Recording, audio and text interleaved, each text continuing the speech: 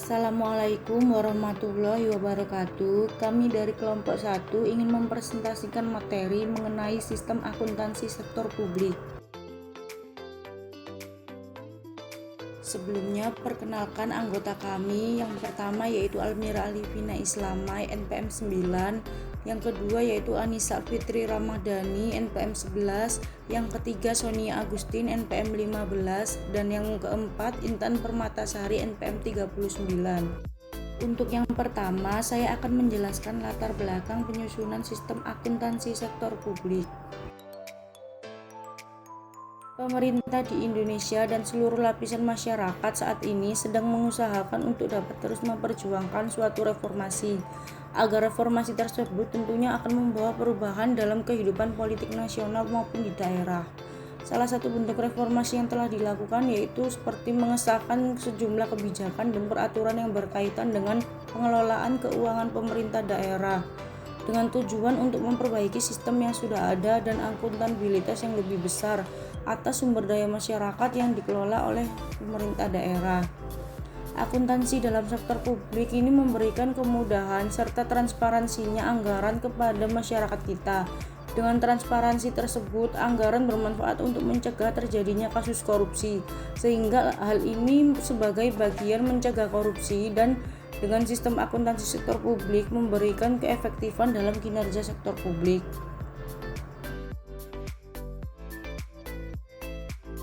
Selanjutnya yaitu tujuan penyusunan sistem akuntansi sektor publik.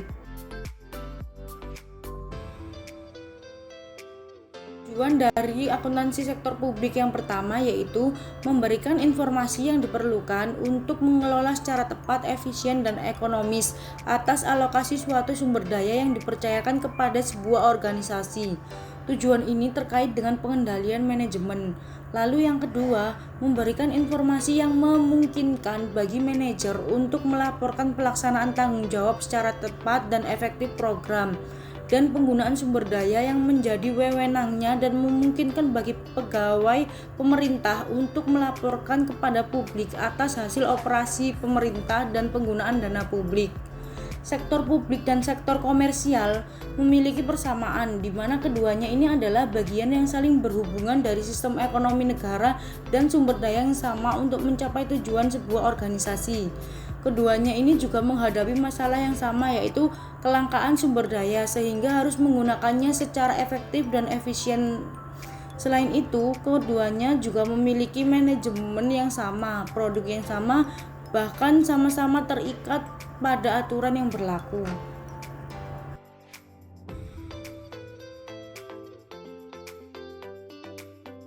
Dasar hukum keuangan negara dan daerah.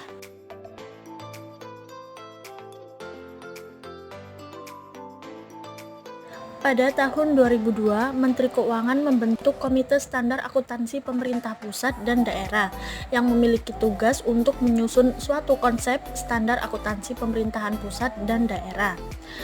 Pada Undang-Undang Nomor 17 Tahun 2003 tentang Keuangan Negara mengamanatkan bahwa laporan pertanggungjawaban APBN atau APBD harus disusun dan disajikan sesuai dengan standar akuntansi pemerintahan, serta standar tersebut disusun oleh suatu komite standar yang independen dan ditetapkan dengan peraturan pemerintah.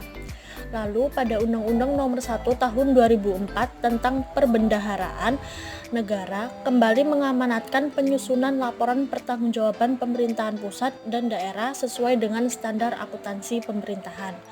Bahkan mengamanatkan pembentukan komite yang bertugas untuk menyusun standar akuntansi pemerintahan dengan keputusan Presiden. Nah, dalam penyusunan standar harus melalui langkah-langkah tertentu, termasuk dengar pendapat dan meminta pertimbangan mengenai substansi kepada BPK sebelum ditetapkannya dalam peraturan pemerintah.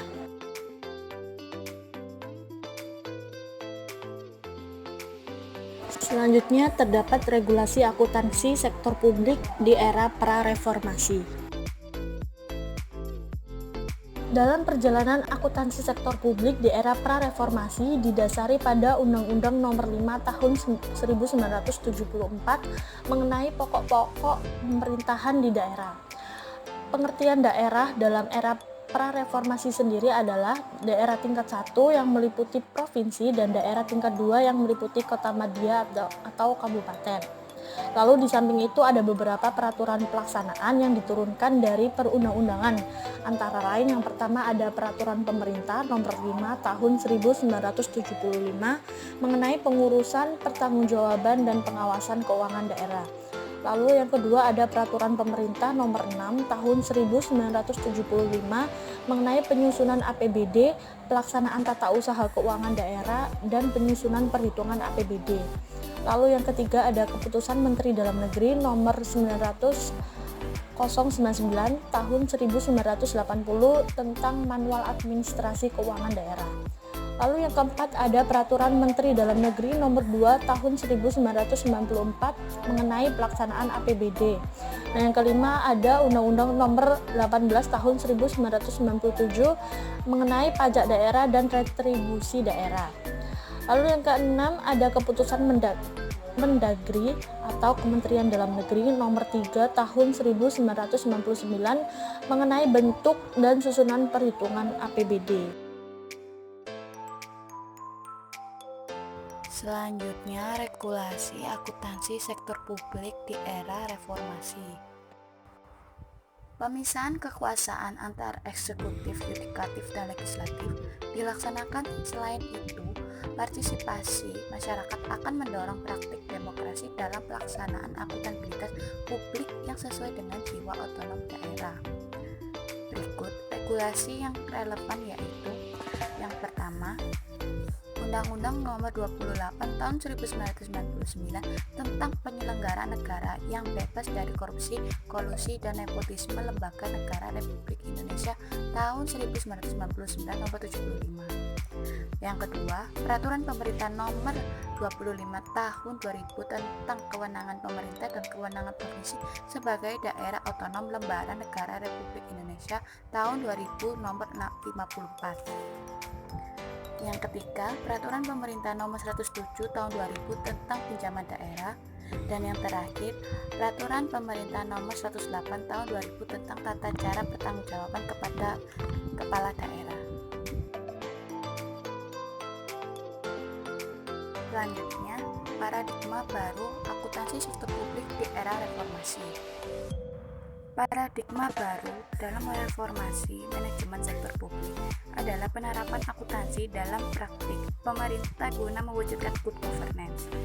Landasan hukum pelaksanaan reformasi tersebut telah disiapkan oleh pemerintah dalam suatu paket undang-undang bidang keuangan negara yang terdiri dari UU Keuangan Negara, UU Perbendaharaan Negara, dan UU Pemeriksaan Tanggung Jawab Keuangan Negara yang pada saat ini disahkan oleh DPR. Selanjutnya ada prinsip dan variasi sistem akuntansi sektor publik. Yang pertama ada prinsip sistem akuntansi sektor publik. Persyaratan akuntansi sektor publik telah ditentukan dalam Manual for Government Accounting dan United Nations Organization atau PBB. Yang pertama ada sistem akuntansi dirancang untuk memenuhi persyaratan undang-undang dasar, undang-undang, dan peraturan lainnya. Lalu yang kedua ada sistem akuntansi harus selaras dengan klasifikasi anggaran sehingga fungsi penganggaran dan akuntansi saling melengkapi dan terintegrasi. Lalu yang ketiga ada rekening dikaitkan dengan jelas pada objek, tujuan penerimaan, tujuan pengeluaran, dan pejabat penanggung jawab jika terjadi penyimpangan atau kesalahan. Lalu yang keempat ada sistem akuntansi seharusnya selaras dengan pengawasan administratif terhadap dana kegiatan, manajemen program, pemeriksaan internal maupun penilaian kinerja. Selanjutnya yaitu variasi akuntansi sektor publik. Yang pertama, akuntansi dana. Sumber daya keuangan berupa dana yang disediakan untuk digunakan oleh organisasi nirlaba atau institusi pemerintah biasanya mempunyai keterbatasan penggunaan, dalam arti dana-dana tersebut dibatasi penggunaannya untuk tujuan atau aktivitas tertentu yang kadang merupakan syarat dari pihak eksternal yang merupakan penyedia dana. Lalu yang kedua, akuntansi anggaran. Akuntansi anggaran mengacu pada praktik yang dilakukan oleh banyak organisasi sektor publik, khususnya pemerintah dalam upaya menyajikan akun-akun operasinya dengan format yang sama dengan anggarannya. Tujuan praktik ini adalah untuk menekankan peranan anggaran dalam siklus perencanaan pengendalian pertanggungjawaban. Lalu yang ketiga yaitu akuntansi komitmen. Akuntansi komitmen ini mengakui transaksi ketika organisasi telah memiliki komitmen untuk melaksanakan transaksi tersebut. Ini berarti bahwa transaksi tidak diakui ketika ada penerimaan atau pengeluaran kas. Juga bukan pada saat faktur diterima atau dikirimkan, namun pada saat yang lebih awal, yaitu pada saat pesanan dibuat atau diterima. Lalu yang keempat yaitu laporan keuangan pokok. Laporan keuangan pokok ini merupakan laporan yang terstruktur mengenai posisi keuangan dan transaksi-transaksi yang dilakukan oleh suatu entitas pelaporan.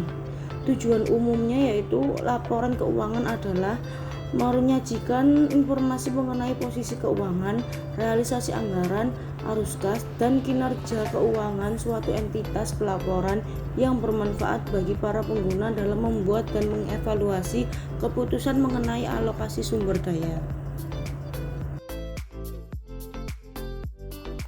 Selanjutnya, komponen laporan keuangan pemerintah menurut IPSAS International Public Sector Accounting Standard.